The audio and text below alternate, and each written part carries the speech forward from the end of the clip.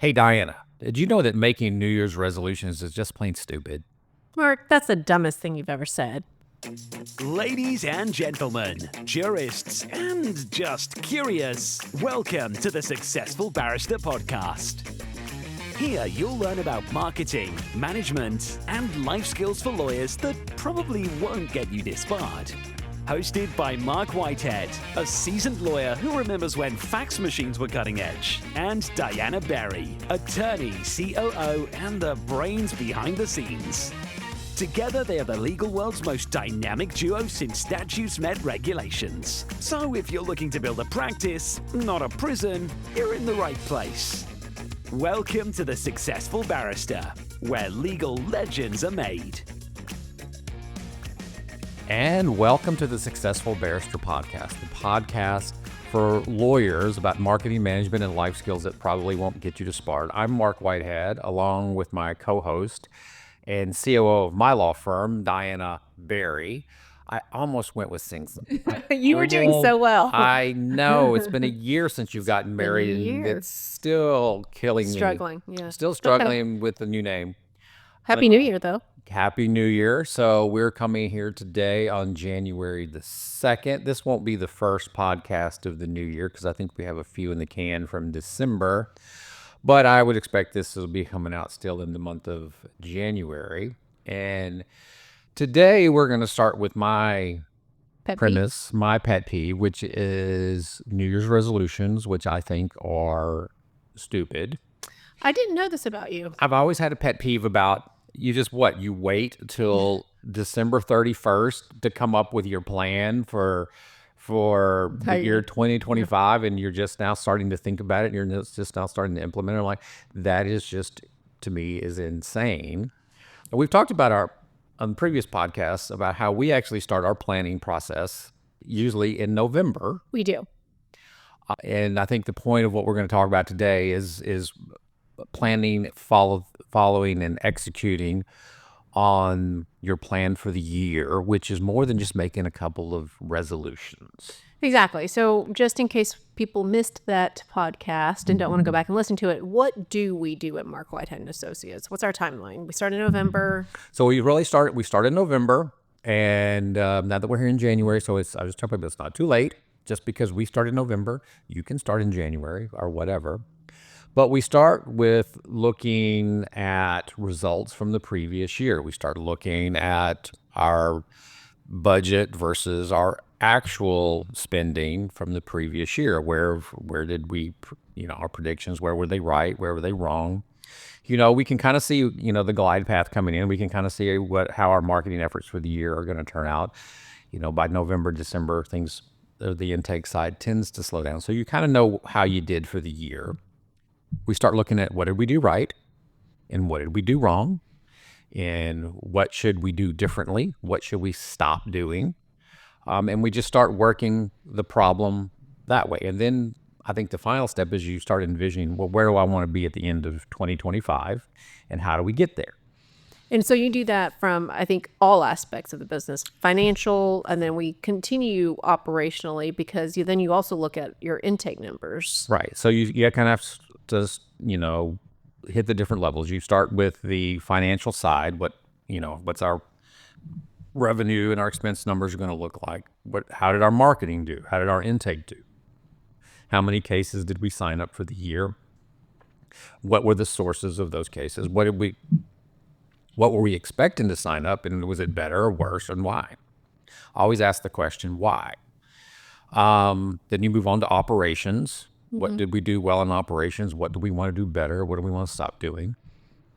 And then just move through each section of the firm and do the same exercise. And so it's kind of adapted this year with EOS, but so...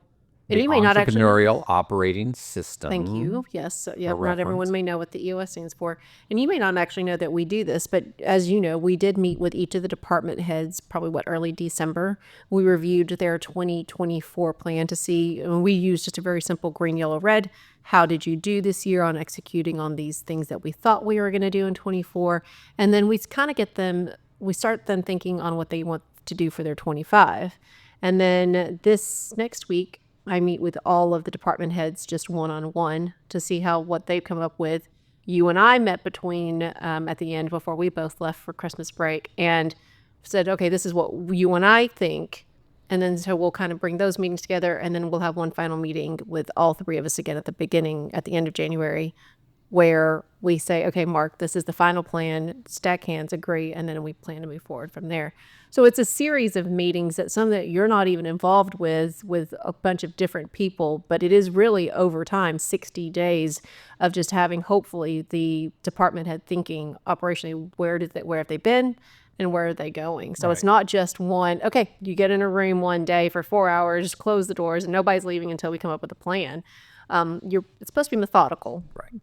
And I think the final step on that is we have to adjust the budget accordingly, because we come out of December with a rough budget in mind for the year.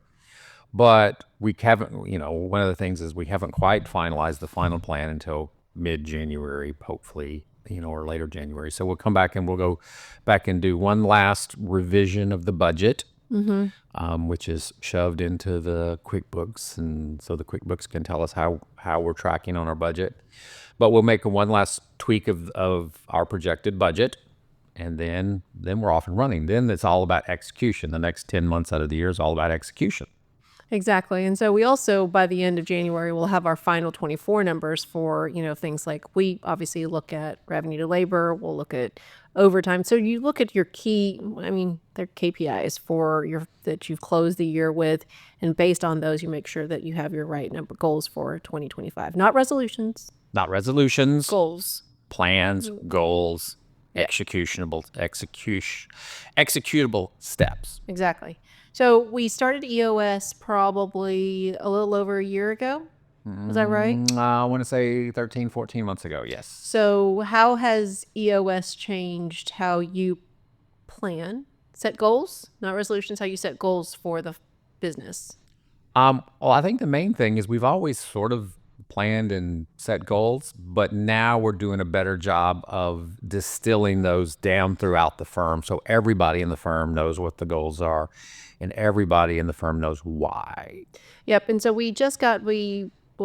mid-December, before we left, we had our quarterly planning, which really turned into an annual planning. And from there, I think we both took away some best practices, which we're going to share kind of in the next segment, what we do that perhaps might help other firms in similar positions. All right. And with that, we're going to take a quick break, and we'll be right back. This podcast is sponsored by Marc Whitehead Associates, a national disability benefits law firm. Marc Whitehead runs a firm of over 60 dedicated people whose mission is to make a difference in the lives of our injured and disabled clients. Marc represents disabled claimants in Social Security disability, private disability insurance, and veterans disability claims in all 50 states. Marc Whitehead is double board certified in both Social Security disability law and personal injury trial law. Marc has litigated disability cases in over 40 states and counting, and can help your clients too. Stop throwing your phone calls away. Call Marc Whitehead at 701-VIP-LEAD. That's 701-VIP-LEAD. Or visit our website at disabilitydenials.com. Referral fees are paid in all jurisdictions where it is permitted. Refer us your disability cases today and know that your clients will be in good hands. All right, Diana. So on this segment, you have come up with a bit of an outline of how we execute. I really give you all the credit here. Therefore, you can take all the blame for crashes and burns. Fair enough. So, yep. So I think we just wanted to do a different spin and talk about what we think are 3 best practices that we've come up with for goal setting, especially with the EOS adaptation in our firm. So maybe hopefully help other people not to have the same pitfalls that we've encountered over the last 4 years together. Yes. All right. So we forgot a few mistakes. So. We have done this. Learn from those Lulus. Yes, and learn from us. So Mark's biggest fear when it comes to goal setting. Do you want to share? So yes, this is a phobia that I have. Every quarter when we get together at our EOS offsite and we come up with our goals for the quarter, what EOS would call rocks, I have this great fear that we are going to come up with the wrong rocks, and therefore our quarter is sort of wasted. So much so that I now have started the process of I make people come up with ideas ahead of time. So instead of us just spitballing one day and coming up with a bunch of shiny object stuff, and I'm always afraid that we'll attach to the shiny object, and Because it's shiny.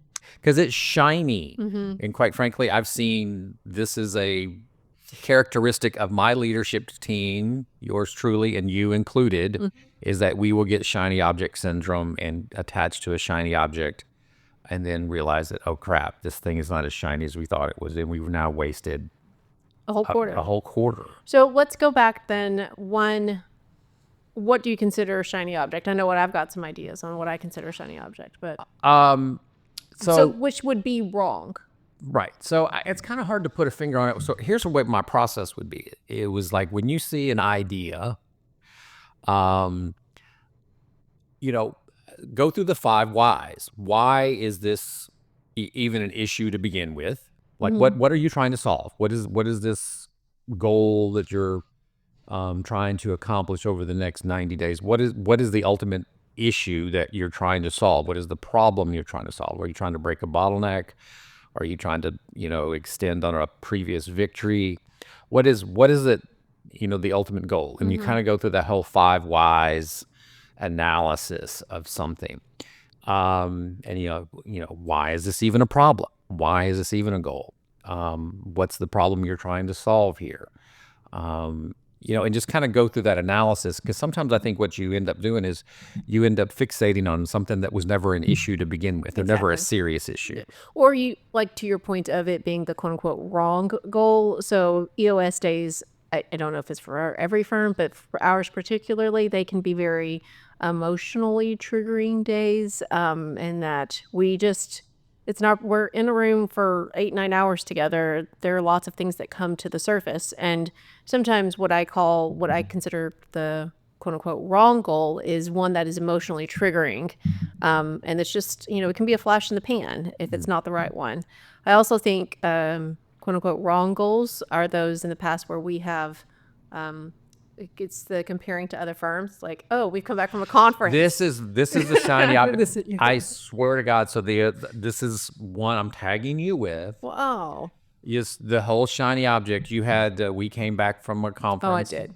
And somebody was saying that their case managers are handling 500, cases per case manager, and you fixated on that. I did. You shiny Still object do that, and I'm like thinking, no way, dude. Just no. And all my 32 years of experience, there's no way that can be a good idea. But it was a shiny object because it sounds really good. Hey, that would be great efficiencies if you could get your revenue to labor. Your revenue to labor would just go through the roof. And I'm like thinking, I just in my mind, I'm like, your client service is going to be horrible, and you're going to get so many 1-star reviews, and you're going to get so many pissed off clients, and it's the bad idea. And even as you're saying this right now, I'm like, but wait, this could work. So. I know, but that was a shiny object that you grasped onto that I was like, no.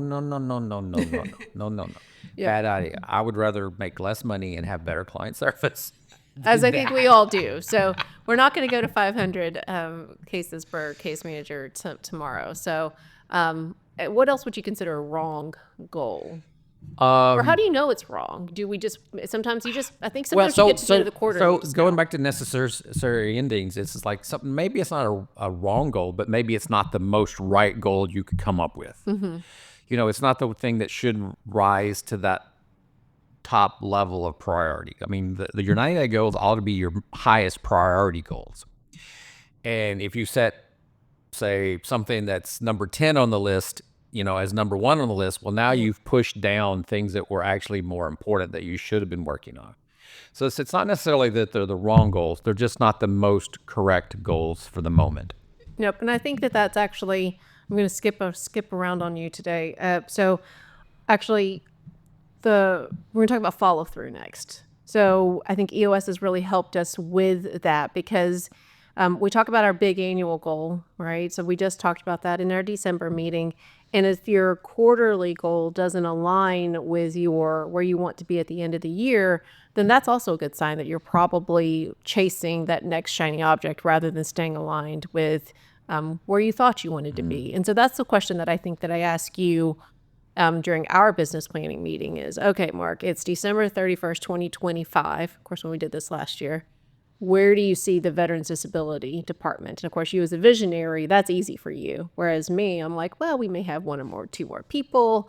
And so I think that that's always a good way to start the process. Yeah. So as a visionary, I always look at, first profitability and then growth. I always start with those two premises. We want to grow, but we want to grow profitably. Exactly. Now, sometimes growth will eat into profits, and you have to, like we've done that over the last couple of years. We've been in growth mode, so I understand that to be in growth mode, you have to invest a lot of money, which basically pulls your profit margin down. But knowing for the greater good, it's the more of a long-term investment. So 3 to 5 years, we will be more profitable when we come out on the other end of it. But you always start with those two premises as the visionary. Now, when it starts actually now filtering down into the rest of the firm, it filters down into marketing, it filters down into intake, it filters down into operations, which means capacity. Yes, I want to bring in a whole lot of new cases. Well, do I have the capacity to handle those cases? Then do I have the financial sophistication and complexity built into the firm to be able to handle that increased caseload, that increased stress on the financial part of the business? So everything you do in a business affects another part of the business. Exactly. Yeah. So you kind of have to think that through. And this is kind of where you and I work well together, because of course I want to go, and you're always wait. You can't do that. That's going to affect this, and we have to build this infrastructure to support that vision, and yada yada yada. Sometimes to the point I just want to scream at you, like, no, I just want to do it now. You do scream at me. I know. That's okay. I can take it. I also think that it's expansion, it's responsible scaling, right? So it's expansions. For example, our veteran disability, we're going to add a new service to that this year, and have hopefully start taking applications. Can we share that now? We can share it. I don't know how it's going to work yet, because I haven't heard the plan. But I think we're always thinking, right? By the end of the year, where do we want to be? And then so with that, so let's just say that that's the goal. And for those, we're not going to get technical here. That is our promise to you guys. We're not going to get technical about our practice area. But if we want to be able to take applications, there's a certain licensure that we need to have. And so by your Q1 goal or rock should be, making sure that you have the right applications in and that the people are sitting for the test, because all this is planning. And so then in the middle of the year, we're not going to get distracted by, let's do this in veteran disability instead of focusing on where we said we wanted to be at the end of the year. Right. It's so complicated, you even confuse me. So I think I know what you're talking about. That's okay. What test? Do I have to take a test? Are you telling me I have to take a test? Thankfully, no. Thankfully, not you. Not me. Not you. No, sir. Oh, Wait. okay. I was sweating that one. I was like, shit, I haven't taken a test in a long time. So I do think that as long as you're making sure you're following through, and then you make sure that if we said, you and I in our meeting, that we want to be here at the end of the year, then we send that to our department head, and then through the EOS system, they pass that down in their level 10s to their team, and they're making sure that they revisit those in each of their level 10 meetings. And in that way, really, it's as simple as I'm sure everybody else is doing, planning their meetings, doing the quarterly goals, but there's a lot of accountability inherent through EOS that we just somehow we're not successful with before. Right.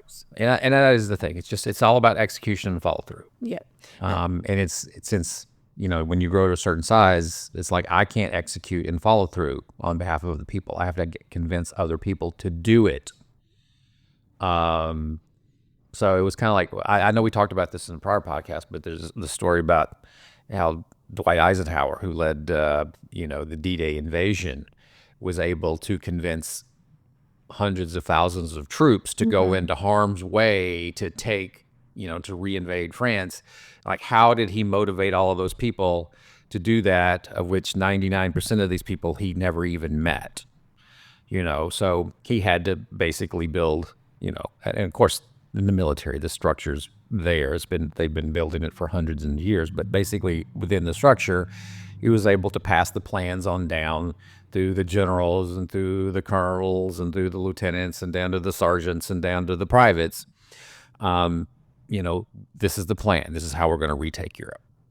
And it's sort of the same thing, when you have an organization like we do, we have 70 people. Like I can't do it for everybody. Yeah. I have to rely on people to get the message down throughout the ranks. And also just inspiring them to make sure that your vision is also a shared vision, which is actually, you mentioned that at the beginning, which is kind of, I think, our third best practice is making sure that the vision and the goal for your year isn't just something that you and I talk about and then you and I just know it.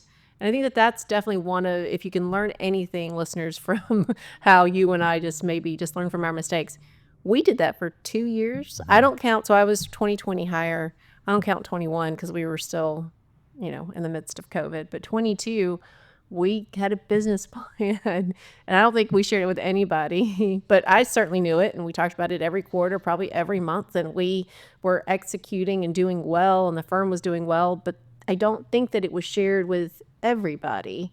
And then 23, we did a better job of passing down department head meetings but then not really doing a great job of following through with their plans. And so putting it all together, what EOS does with our quarterly meetings now, which I think they call town halls, or I don't know I guess you can call them whatever you want to, but it is an opportunity to really revisit that vision. Is that fair? Right. So, it's one thing when you and I, as the leaders of the firm, make the plans and we write them down. They're very pretty, and we do revisit them on a quarterly basis. You and I do. But then we started breaking it down into business plans for the individual units. And then, but what we did correctly is at the beginning of the year in 2023, we laid out the business plan to each of the managers for their respective departments.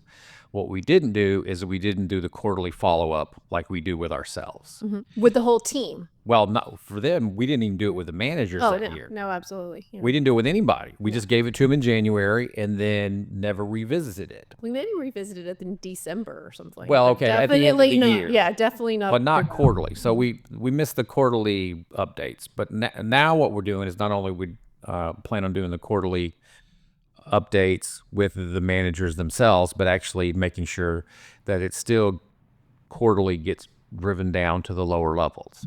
Yep. And so you've always, I inherited when I came on board a really great meeting structure. I mean, you had it all down with monthly, what we call all staffs, but all hands meetings. And we had monthly dashboards. So we're reviewing all the right numbers.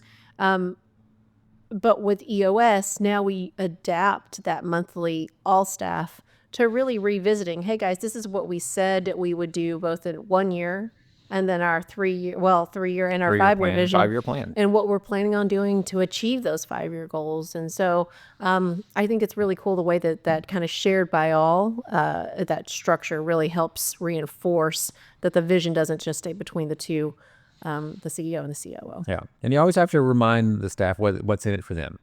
Absolutely. What's so important about growing this law firm, just to make more money for Mark? That doesn't motivate them. But you have to remind them, we grow the law firm not only to be more profitable, but it allows us to pay higher salaries, to pay bigger bonuses. It allows us to develop a more robust and complex infrastructure, which then allows for our staff, the ability to then move up within that infrastructure, get promoted within that infrastructure. So it talked about, establishing a profit sharing plan so they could get a piece of the profits. All of this is, constantly reminding your staff of this, your team of this, that it's not just about putting more money in Mark's pocket. It's about growing the pie so everybody gets a piece of the pie. And I think you hit the nail on the head about making sure they understand the why, because whether you're going to listeners be an EOS firm, I think that you're still going to be moving cheese in your firm to get buy-in for your plan, for your goal. We're not going to call them resolutions, but for your 25 goal. So we moved cheese when everyone started to do level 10 meetings. I mean, we heard so much. We had pushback. You want me to add a 90-minute meeting to my already built-in schedule? And now our people pretty unanimously across the department say that the level 10 meeting is their favorite part of the week, and they look forward to that opportunity to really meet with their department heads in a very focused way. And so when you're moving cheese, it's important to get buy-in from your people and reminding them of the why is important. So I think in our next segment, Yes. What are we doing in our final segment? Marc's going to get vulnerable and share his. God, I hate this. Yeah, I'm really excited because I'm very confused about it. But Marc's going to share his personal and a professional goal for 25. And if we have time, maybe I'll share some of mine too. Oh yeah, you're absolutely sharing yours. Well, we You're want to not make sure you getting have away time with with this. All right, and we'll be right back. I'm Marc Whitehead, a lawyer, entrepreneur, and business coach. Thanks so much for tuning into the Successful Barrister podcast. We have a blast creating it, and I hope you find it helpful. If our chats have sparked your interest, I'd love to hear from you. Shoot me an email at mark@markwhitehead.com. That's Mark spelled with a C. Enjoying the Successful Barrister newsletter. Even better, let's hop on a call. I'd love to chat about how we can collaborate, share ideas, or just catch up.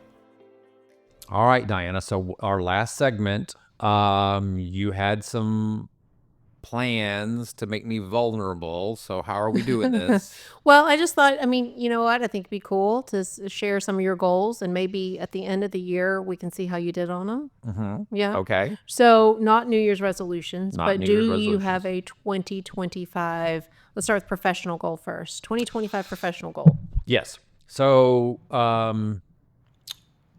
my goal is to get back to being more of a people person.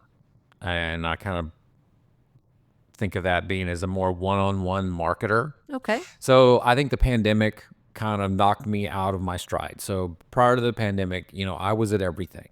I was at all the luncheons. I was at all the meetings. I was at everything. I was always there networking with my colleagues. And I, enjoyed doing that. So Houston trial lawyer luncheons, HBA lunches, TTLA stuff. I would probably have at least one or two of those types of lunches a week and get out, be seen. And I think the pandemic sort of knocked us off of that. And not that I should have gotten back to it in 2022, but it didn't. Yeah. So I think this year in 2025, I'm going to get back to that. I'm going to get back to getting out there and pressing the flesh and just, hanging out with my colleagues. We're not getting any younger. I just turned 58. Most of the guys I hang out with are in their 50s or 60s, and we're not going to be around forever. So I want to go back and just reestablish those relationships a little bit better, a little bit stronger. Life is all about relationships. And you shouldn't neglect your relationships. So I think I haven't told them all to go to hell or anything. I just haven't spent as much time as I used to. Very cool. So I like it, but everyone knows that goals have to be smart, specific, measurable, all the things. So, what is your SMART goal? So I want to go to 2 luncheons a month minimum. 2 lunches a month minimum. Perfect. That's the goal. So that's why I'm sitting here looking over at Mac. Mac, nod your head. 2 lunches a month minimum. That's group lunches, but I also want to do at least 2 lunches a month minimum one-on-ones. Oh. So 2 and 2. That's how I'm going to measure this goal. Now to do that, I am going to need to let go of a thing or two, Yes. because that takes time. And I've gotten into the habit lately of sitting around eating lunch at my desk because it's quick and easy and I can get more productive stuff done. But I'm going to break that habit. And I don't know. I'm probably going to try to expound upon that a little bit more in depth. Good. But this is a start. 2 and 2. I That's like the it. goal. Perfect. So do you want to do your Well, no, what is your professional goal? My professional goal is to attend the EOS Integrator Masterclass. So Rocket Fuel puts one on, and it should be really simple, right? So it should be low-hanging fruit for me, but it's a carryover from 2024. So that's why I'm putting the pressure by telling everybody that this is my 2025 goal, because already I've put it off they only hold for a year. So there is that complication that I'm limited by my time, but I've already put off the Q1 class and it's in Dallas because of timing. And there is all the, last year one was during spring break, and of course I'm not doing that. But this one's in Dallas in January, and I've already found a reason not to go. But, I think it's very important. Some of our ADA cousins, I think Tom Tona mentioned to you that his integrator went and just came back with so many great ideas and just was a better integrator for him. So I think it's incumbent upon me to make sure that I'm bringing my best to the firm that I attend the class. And so that's my goal for 25. So they have a class for visionaries as well, do they? They not? do. Okay. They do. And it's a one-day thing. So you need I don't to find me the class. I need to go. If you're going to do your class, I can do mine. Okay. Well, but it's my goal. Okay. So, but that's my 2025 goal, and I'm going to stop putting it off. I'm going to stop finding reasons not to do this. Okay. Perfect. All right. So now if we have time, we're going to do what's your personal goal? So my personal goal is the same as my professional goal, which is to build my personal relationships.